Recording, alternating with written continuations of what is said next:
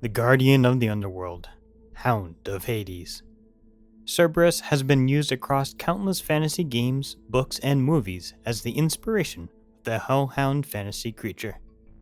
Who is Cerberus? How many heads does he actually have? And how well did he guard the entrance of the Underworld? Today, we take a dive into Greek mythology and learn of Cerberus' role in the world of deities, heroes, and monsters. If you are interested, stay to the end, as I have created a monster stat sheet for Cerberus to incorporate into tabletop RPGs in the last section of the video. The earliest description we have of Cerberus is found in Theogony. Quote, "This nymph with dancing eyes mated, they say, with dreadnought Typhon, willful and wild, got pregnant and bore him a brutal brood. First she bore Orpheus, Gerion's hound. Second, a monster that beggars description, the carnivore Cerberus, Hades' bronze-baying hound, 50-headed and an irresistible force." End quote. Cerberus' description changes depending on the source given. 100 heads, 1 head, 100 snake heads, 3 dog heads, heads of snakes on the back, 50 heads, only 3 of which were dogs. He is a black hound and has eyes that flashed like embers. His name means spotted. Cerberus is only mentioned in passing, except for in 5 specific encounters. There is nothing to be said about how Hades even became his master. Despite the lack of text, these encounters are all very interesting, and poor Cerberus is in the way of these heroes and their underworld quests. First encounter: Orpheus and Eurydice. Orpheus of Thrace was given and taught to play the lyre by Apollo. His music was so enchanting that it could charm enemies or beasts. He fell in love with a beautiful woman named Eurydice, who was bitten by a venomous snake soon after their marriage and died.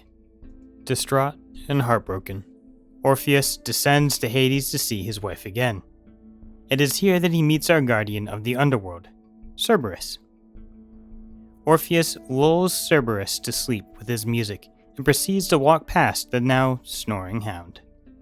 This idea was used in the Harry Potter and the Sorcerer's Stone when Fluffy, Cerberus, is put to sleep by Harry Potter by playing the flute or the harp, depending on the book or movie. Orpheus then pleads with Hades and Persephone to bring back Eurydice, playing a melody so heartbreaking that the duo were moved with compassion and allowed the request under 2 conditions.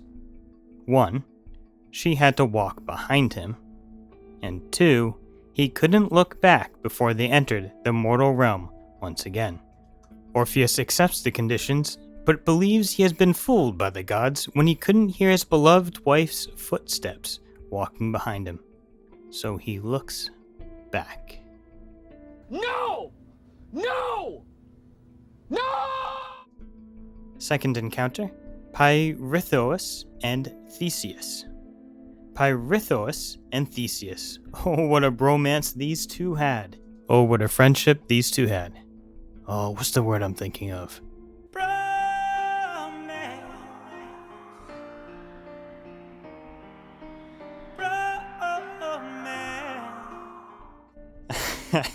In the Iliad, Nestor claims that both Pithirous and Theseus were of heroic fame. These two tested their might against each other, and admired one another's skills so much that from that day forth, they became the best of friends. Skipping over some details, both their wives died, leaving Pithirous and Theseus on the lookout to marry again. Both pledged together that marrying daughters of Zeus would be most fitting. Depending on which version you read, Helen of Sparta is either chosen specifically by Theseus or decided by the casting of lots between the two of them. Helen of Sparta, and later Helen of Troy, was said to be the most beautiful woman in the world, even at the age of 10 apparently, so the story goes. They both travel to Sparta and kidnap Helen, placing her into the custody of Theseus' mother until she is old enough to marry. Pithirous, not to be outdone by Theseus, decides that Persephone, Hades' wife, was worthy of a man such as he. This will go down well. Not to be dissuaded by Theseus' warning, the two traveled to the Underworld together.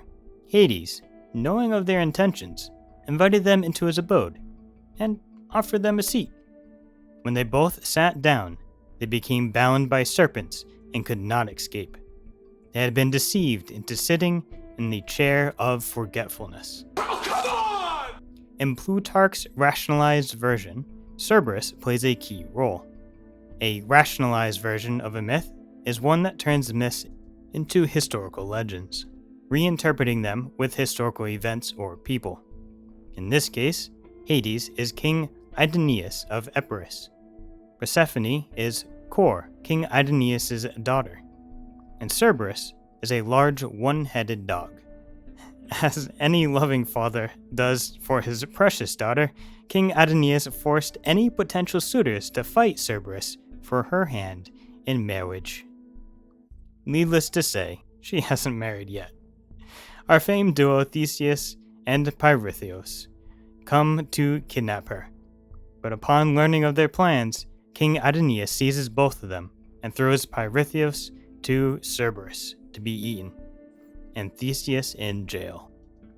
This leads us perfectly into the third encounter we have for Cerberus, the 12 labors of Hercules, probably the most popular. There are many different tellings of this story than what I will share here. Hera, Zeus's wife, is angry at Zeus for having an affair with yet another woman, Alcmene, who bears twins, Heracles or Hercules to Zeus, and Iphicles to her husband, whom Zeus disguised himself as. Hera strikes Hercules with madness, and he ends up killing his wife and children. In order to atone for his crime, Hercules serves his cousin King Eurydice for 12 years, through which Hera gives Hercules 10 labors that became 12 due to some disqualifications. Hera hoped that Hercules would die in each one of these. King Eurydice was so terrified of Hercules that he would hide in a bronze jar whenever Hercules would return from a labor. I can imagine the fear he had as Hera told him to keep giving Hercules new and more difficult labors, irritating his enemy more and more. The 12th labor of Hercules is to bring Cerberus up from the underworld and present him to King Eurydice. On his way down to ask Hades for permission to take Cerberus, we meet poor Theseus and Pithirous. Fancy meeting you two here. Hercules frees Theseus, but when he tries to release Pithirous, the earth shakes, signifying Pithirous is to remain trapped forever because of his hubris and impiety.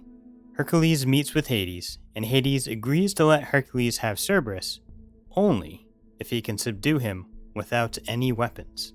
Hercules wrestles with Cerberus and puts him in a chokehold, powering through the bites of the serpents and growling heads that breathe poison or fire. In other accounts, Hercules uses the Nemean lion skin as armor and his club to bludgeon Cerberus to submission.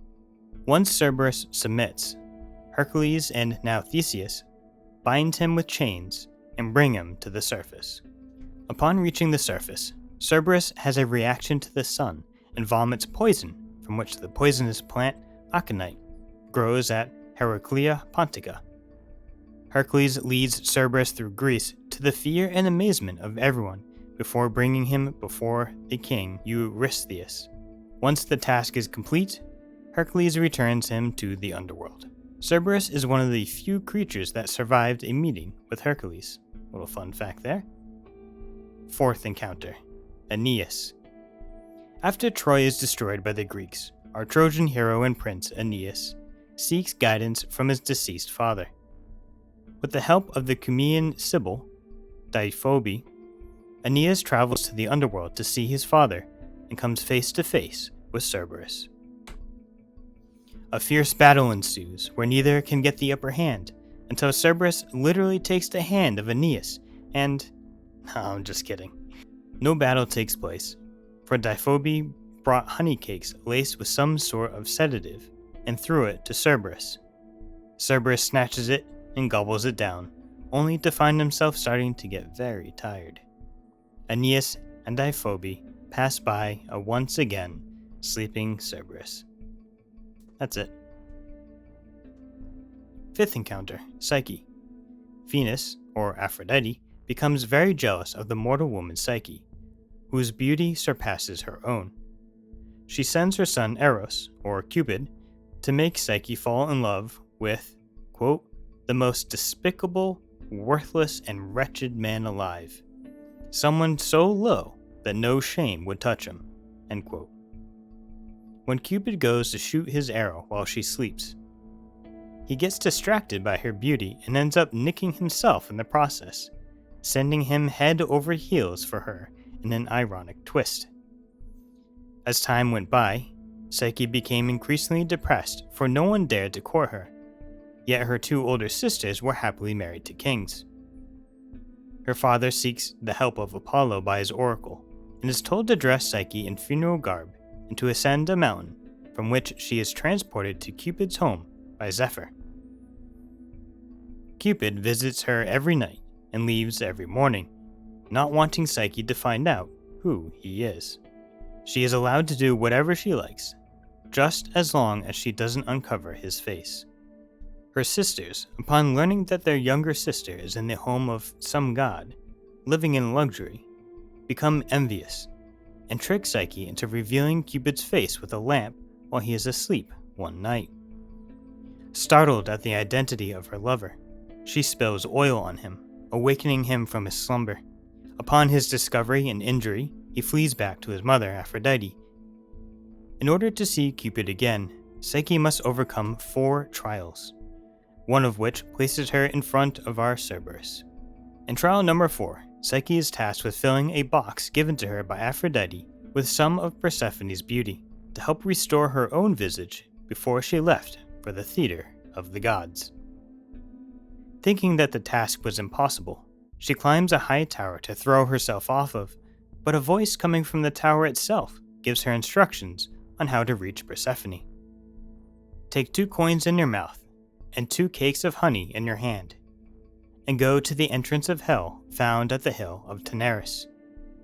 The coins are for Charon, 1 on the way there and 1 on the way back. The cakes are for Cerberus, 1 on the way there and 1 on the way back. Go in and come back the same way, and resist the temptation to look into the box.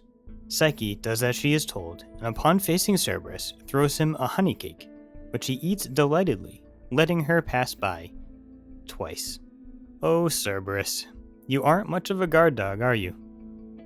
What can I say? No one can get between Cerberus and a tasty treat.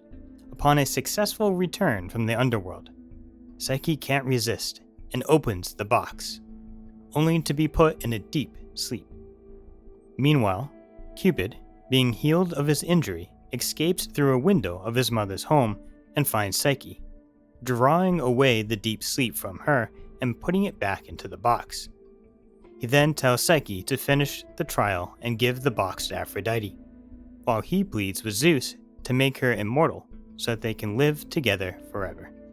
After conversing with Zeus, he agrees on one condition, that if he finds a suitable maiden among the mortals, Cupid hooks him up. Thank you for watching. If you're interested in how to incorporate Cerberus into a homebrew for a tabletop RPG, let's continue. Cerberus can somewhat be found in the mythic odysseys of Pithirous' monster manual, along with his brother Orpheus, though they are more like generic Cerebi rather than the individuals. Hellhounds can also be found in Pathfinder's Monster Core 2nd edition on page 194. Taking a look at the base stat block, Cerberus is immune to fire and necrotic damage.